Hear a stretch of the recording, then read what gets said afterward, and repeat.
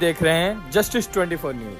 मुलुंड में मेट्रो निर्माण के दौरान स्लैब गिरने से ग्राम प्रधान रामधनी यादव की मौत। मुआवजे को लेकर जनता में छिड़ी एक और बहस। मुलुंड इलाके में मुंबई महानगर क्षेत्र विकास प्राधिकरण MMRDA के मेट्रो निर्माण कार्य के दौरान 14 फरवरी को एक दर्दनाक हादसा हुआ, जब निर्माणाधीन ब्रिज का प्रीकास्टेड पैरापेट स्लैब अचानक नीचे गिर गया और उसकी चपेट में आकर जौनपुर जिले के मडियाऊ क्षेत्र के भड़तानी गाँव सभा के ग्राम प्रधान रामधनी यादव उम्र 48 वर्ष की मौके पर ही मौत हो गई। रामधनी यादव अपने गाँव के एक दोस्त की बेटी की सगाई में शामिल होने मुंबई आए थे और दोपहर लगभग 12:20 पर वे अपने दोस्त के साथ रिक्शे से जा रहे थे। तभी मुलुंड ब्रिज के पास ऊपर से स्लैब अचानक गिर पड़ा। इस हादसे में उनकी मौके पर ही जान चली गई, जबकि रिक्शा चालक और उनके दोस्त गंभीर रूप से घायल हो गए और मुलुंड के मल्टी सुपर स्पेशलिटी हॉस्पिटल में उनका इलाज चल रहा है। एक राह चलती महिला भी घायल हुई थी, जिसे उपचार के बाद छुट्टी दे दी गई। बता दें कि रामधनी यादव अपने पीछे पत्नी और 3 बेटियां छोड़ गए हैं, जिनकी उम्र 22, 18 और 10 वर्ष है। कुछ वर्ष पहले इनके पिता माता का भी देहांत हो चुका था और अब घर में केवल पत्नी और 3 बेटियां ही हैं। जब उनका पार्थिव शरीर गांव भड़तानी पहुंचा तो पूरे गांव में शोक की लहर दौड़ गई। बैनर और होर्डिंग लगाकर हजारों लोगों की मौजूदगी में अंतिम यात्रा निकाली गई और 17 फरवरी को जौनपुर के रामघाट पर उनका अंतिम संस्कार किया गया। इसकी जानकारी उनके मामा के बेटे राधेश्याम यादव ने दी।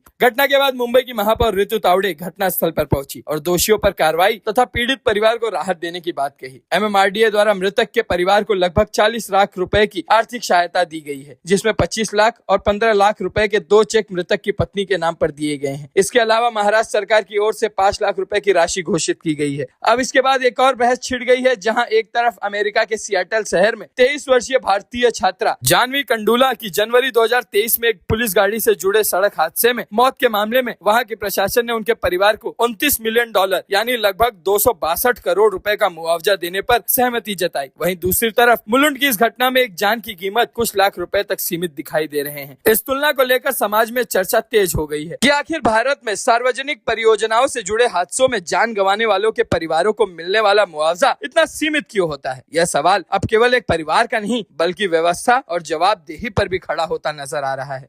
पे MMRDA का काम है। यहाँ पे जो प्रशासन के लोग हैं और जिसको भी ये कॉन्ट्रैक्ट दिया है उसने किस तरह का काम किया है। अगर मुझे मैडम के पास से पता चला है कि कल ही पैराफिट वॉल यहाँ पे फिटिंग की है, तो उसको बैरिकेड्स की सुरक्षितता, उसकी सेफ्टी, उसका जो नॉर्म्स है उन्होंने वो फॉलो किया है या नहीं।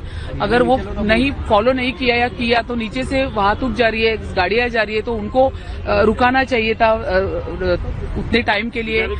हाँ, रुकाना चाहिए था। पास ही के हॉस्पिटल में, हाँ, उपासना हॉस्पिटल में उनको सबको एडमिट किया है। उसमें एक व्यक्ति एक्सपायर हो गया, वो भी पता चला। रिक्शा में बैठे हुए पैसेंजर उसमें मृत घोषित हो गए और बाकी के 3 जो है उनको उपासना मल्टी सुपर स्पेशलिटी हॉस्पिटल में एडमिट किए।